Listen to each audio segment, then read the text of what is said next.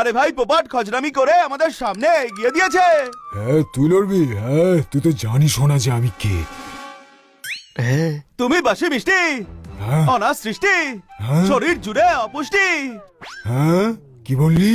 এমনটা লোকে বলে, কিন্তু আমরা জানি আপনি গ্রেট গজ্জু ভাই। গজ্জু ঝামেলা, আপনার সঙ্গে লড়তে যাবো কেন আমরা? হ্যাঁ ঝগড়া শেষ, মুখ মিষ্টি করো।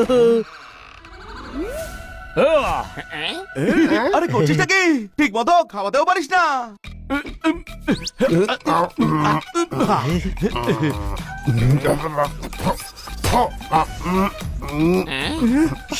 আরে ক্রিম তো বাইরে এসে গেছে, আমি মুছে দিচ্ছি।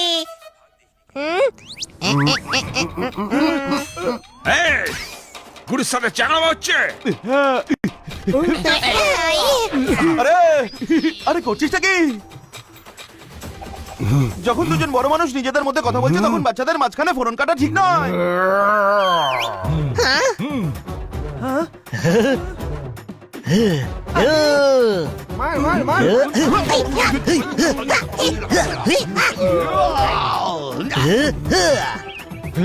ইয়া, ইয়া, ইয়া, হেই। খালি বড় বড় কথাই বলছো, কাজের বেলা কিচ্ছু না। এই কাজু সাহস থাকলে পোপটের সঙ্গে লড়াই করে দেখা।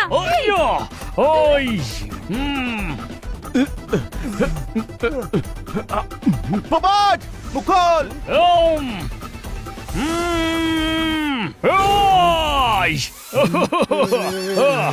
শাবাশ পোপট।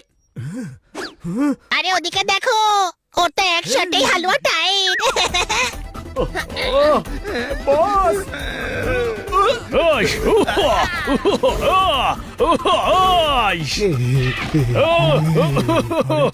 ছেড়ে দে সরি ভাই, আজ থেকে তুই এরিয়ার ডন।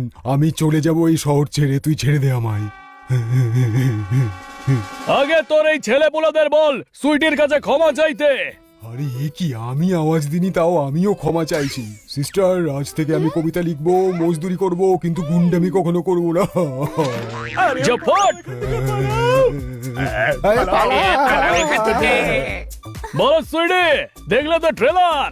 ইয়েস, কি পাওয়ার, কি স্টাইল তোমার। আমি তো তোমার ফ্যান হয়ে গেছি। ব্যাস তোর এই স্টাইল বজায় রাখ। আজ থেকে গজু ঝামেলার দিন শেষ। এখন থেকে শহরে বাল্লু বুলডোজার, টিল্লু টিকলি, বাপ্পু থাপ্পড় সবাইকে নিজের আন্ডারে নিয়ে শহরের 1 নম্বর ডন হয়ে যা তুই।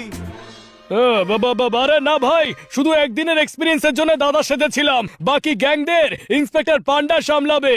হ্যাঁ, তার মানে তোর রকবাজি ভাষার দি এন্ড। হ্যাঁ, সে ভাষা হোক বা বাতাসা, যে তোমার শত্রু হয়ে যাবে তার থেকে দূরে থাকাই ভালো। কোনো প্রশ্ন?